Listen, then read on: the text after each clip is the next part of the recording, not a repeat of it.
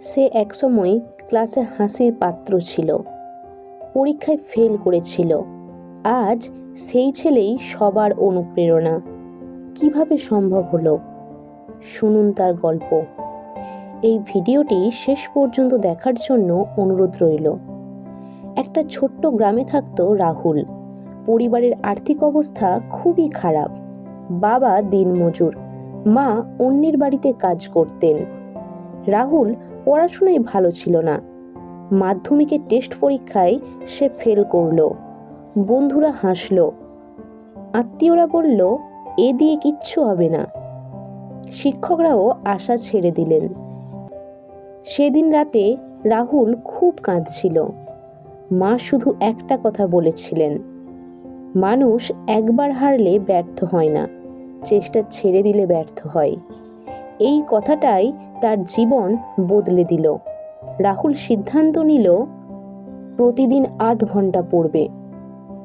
Mobile বন্ধ, বন্ধুদের সাথে আড্ডা বন্ধ, শুধু লক্ষ্য পরীক্ষায় ভালো ফল।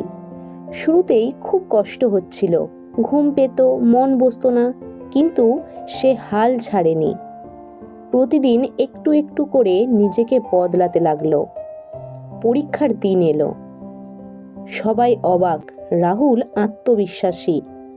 ফল প্রকাশের দিন সে শুধু পাসই করেনি, সে স্কুলে প্রথম হয়েছে।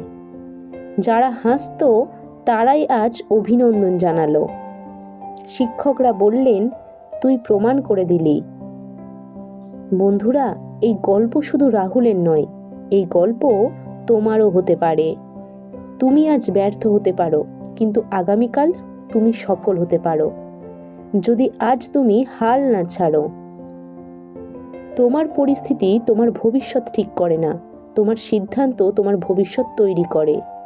ভিডিওটি ভালো লাগলে লাইক করো, কমেন্টে লেখো আমি পারবো, আর সাবস্ক্রাইব করে রাখো আরও এমন অনুপ্রেরণার গল্পের জন্য।